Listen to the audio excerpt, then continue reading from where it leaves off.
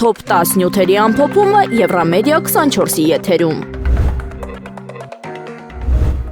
ՀՀ Լիտվա հարաբերություններս Լիտվայի ԱԳ-նախարար Կեստուտիս Բուդրիսի այսօր գտնվում են ամենաբարձր մակարդակում դիվանագիտական ու քաղաքական կապերի ամրապնդման նոր փուլում։ Երևանում ստորագրված ռազմավարական գործընկերության փաստաթուղթը նախատեսված է ընդլայնել երկկողմ համագործակցությունը մի շարք առանցքային ոլորտներում, նոր գործնական հնարավորություններով։ Լիտվան նաև պատրաստակամություն է հայտնել աջակցել Հայաստանի քաղաքացիների համար ԵՄ վիզաների ազատականացման գործընթացի արագացմանը։ Հայաստանի ՆԳ նախարար Արփինե Սարգսյանի եւ Հայաստանում ԱՄՆ գործերի ժամանակավոր հավատարմատար Դեյվիդ Ալենի հանդիպման ընթացքում կողմերը բարձր են գնահատել ձևավորված սերտ համագործակցությունը, ընդգծելով դրա շոշափելի արդյունքները։ Քննարկվել է կիբեր լաբորատորիայի ստեղծման ընթացքը, արձանագրվել է, որ առաջիկա օրերին կմեկնարկի լաբորատորիայի տեխնիկական հագեցման եւ սարքավորումների մատակարարման գործընթացը։ Անդրադարձ է կատարվել նաեւ քրեական ոստիկանության կարողությունների զարգացմանը, մարդկային ռեսուրսների կառավարման մեխանիզմների կատարելագործմանը եւ կրթական ծրագրերի ընդլայնմանը։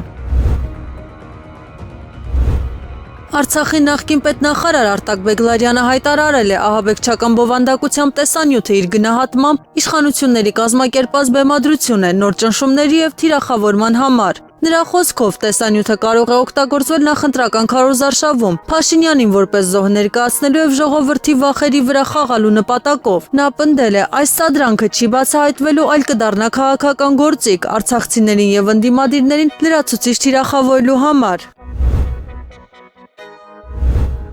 Կենտրոնական ընտրական հանձնաժողովը հայտարարել է, ուժը կորցրած է ճանաչել падգամավորի 18 թեկնածուի գրանցումը ինքնաբացարկի դիմումների հիման վրա։ Ինքնաբացարկ ներկայացրած թեկնածուները ընդգրկված էին բոլորին դեմ եմ ժողովրդավարական կուսակցության, Քոչարի ազգային վերածնունդ եւ ազգից զարթոնք կուսակցության, Ալյանս առաջադիմական ցենտրիստական կուսակցության եւ Հայ ազգային կոնգրեսի ընտրական ցուցակներում։ ԿԸՀ-ից նշել են, դիմումների մի մասը ներկայացվել է նոտարական վավերացմամբ, իսկ մյուս դեպքերում թեկնածուները անձամբ մասնակցել են նիստին։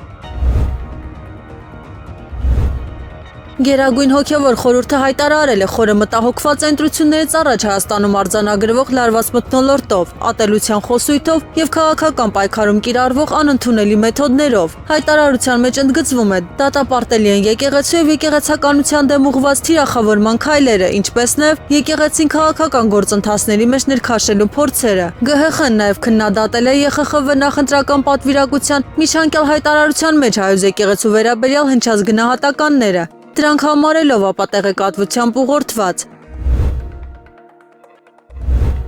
Հայաստանում քննարկվել է սահմանային անցակետերում e-gate համակարգի ներդրման հնարավորությունը, որը նախատեսված է ավտոմատացնել սահմանային հսկողության գործընթացը։ ՆԳ նախարարի տեղակալ Արմեն Ղազարյանի գլխավորությամբ տեղի ունեցած աշխատանքային քննարկման ընթացքում անդրադարձ է կատարվել համակարգի տեխնիկական եւ գործառնական բաղադրիչներին։ Նշվել է, համակարգը հնարավորություն կտա կրճատել քաղաքացիների սպասարկման ժամանակը եւ կատարելագործել նույնականացման մեխանիզմները կենսաչափական տվյալների ավտոմատ օգտագործմամբ։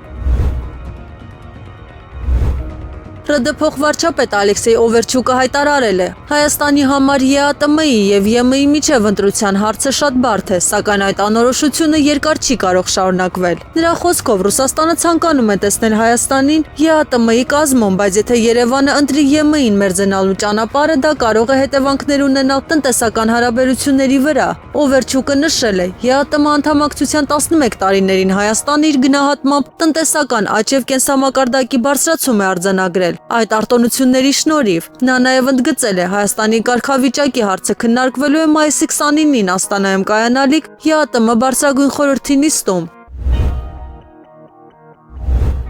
Ադրբեջանի նախագահի օգնական Հիկմեթ Հաջիևը հայտարարել է, Ադրբեջան են տեղափոխվել Հայաստանից վտարված 300,000 էթնիկ ադրբեջանցի փախստականներ։ Նրա խոսքով Ադրբեջանի կառավարությունը հարկադիր տեղահանվածների համար կառուցել է 100,000-ավոր տներ ու բնակավայրեր, ապահովելով ապրելու պայմաններ։ Հաջիևը նշել է, պետական քաղաքականության հիմնական նպատակը եղել է նրանց անվտանգ եւ արժանապատիվ վերադարձը իրենց տներ։